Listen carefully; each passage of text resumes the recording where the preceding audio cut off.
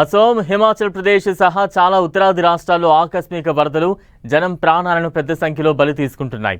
Cloud burst దెబ్బకు జమ్మూ కాశ్మీర్లో ఏకంగా 23 మంది చనిపోతే అసోంలో ఈ సంఖ్య 21కి చేరింది. ఇంత భారీగా జనం ప్రాణాలు కోల్పోవడానికి కారణమేంటి? ప్రకృతి విపత్తులు ముందుగా చెప్పిరావు. అయినా సరే ఈ సీజన్లో ఇలాంటి విపత్తులు సంభవిస్తాయని ముందస్తు జాగ్రత్తలు తీసుకోకపోవడమే ఇందుకు కారణమనే వాదన బలపడుతోంది.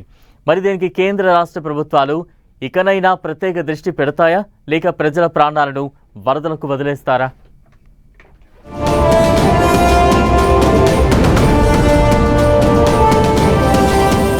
ఉత్తరాదిని ముంచెత్తుతోన్న ఫ్లాష్ ఫ్లడ్స్, క్లౌడ్ బరస్ట్.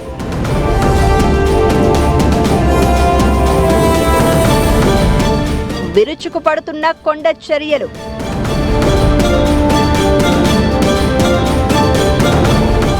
గల్లంతవుతోన్న జనం.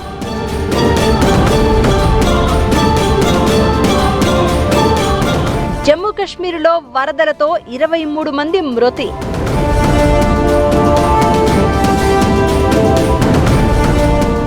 అసోం వరదలకు 21 మంది బలి.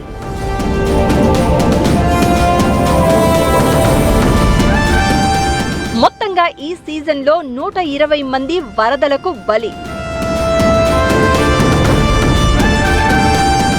ఫ్లాష్ ఫ్లడ్స్ అంటే ఆకస్మికంగా ముంచెత్తే వరదలు ఈ సంవత్సరం కొత్తగా వచ్చినవి కాదు. గత 3 ఏళ్లుగా చోటు చేసుకుంటున్న ప్రకృతి వైపరీత్యాలే. మానవ తప్పిదాలు వీటికి కారణమవుతున్నా విరుచుకుపడే వరదల ముప్పు నుంచి తప్పుకునేందుకు మెకానిజం ఏర్పాటవడం లేదు. ఇదే ఇప్పుడు ప్రజల ప్రాణాలకు శాపంగా మారింది. పూంచ్ జిల్లాలో గత వారం సంభవించిన వరదల్లో గల్లంతైన వారి ఆచూకీ ఇప్పటికీ తెలియడం లేదు అంటే పరిస్థితి అర్థం చేసుకోవచ్చు. సూరస్ నదికి వచ్చిన వరదలతో జమ్మూ, పూంచ్ సెక్టార్లలో 15 మంది గల్లంతు కాగా వారిలో 7 మృతదేహాలు గుర్తించగలిగారు. మిగిలిన 8 మంది ఆచూకీ తెలియరాలేదు. చీనాబ్, జీలం నదుల్లో ప్రవాహం పెరగడంతో పాటు తాజా వర్షాలు కూడా వరదల తీవ్రతను పెంచుతున్నాయి.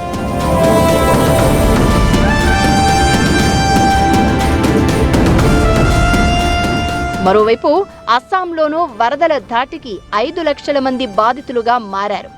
ఏకంగా ఒక్కరోజు వ్యవధిలోనే 21 మంది ప్రాణాలు కోల్పోయారు.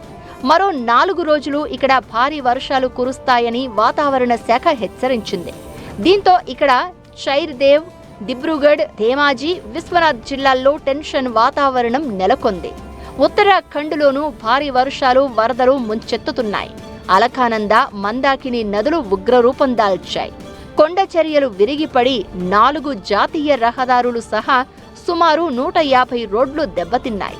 డెహ్రాడూన్, తెహ్రీ, హరిద్వార్లకు రెడ్ అలర్ట్ జారీ చేయడంతో ముందస్తు భద్రతా చర్యగా చార్ధామ్ యాత్రను అధికారులు తాత్కాలికంగా నిలిపివేశారు.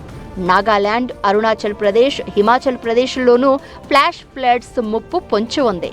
హిమాచల్ ప్రదేశ్లో జూలై నెలలోనే ఏకంగా 66 మంది క్లౌడ్ బరస్ట్ల కారణంగా చనిపోయారు. అంటే ఇంత పెద్ద ఎత్తున మనుషుల ప్రాణాలు, కోట్ల రూపాయల్లో ఆస్తి నష్టం సంభవిస్తున్నా డిజాస్టర్ రెస్పాన్స్ మేనేజ్మెంట్ వ్యవస్థలు పనిచేయడం లేదని చెప్పొచ్చు. ఇది ఏదో ఒక ఘటనకు సంబంధించింది కాదు.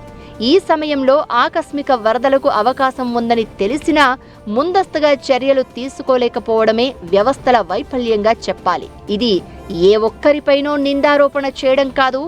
జనాలను కొన్ని రోజుల పాటు తాత్కాలిక పునరావాస కేంద్రాలకు, షెల్టర్ జోన్లకు తరలించడం సహా అనేక చర్యల్లో యంత్రాంగం వెనకబాటు కూడా ఇందుకు కారణంగా చెప్తున్నారు.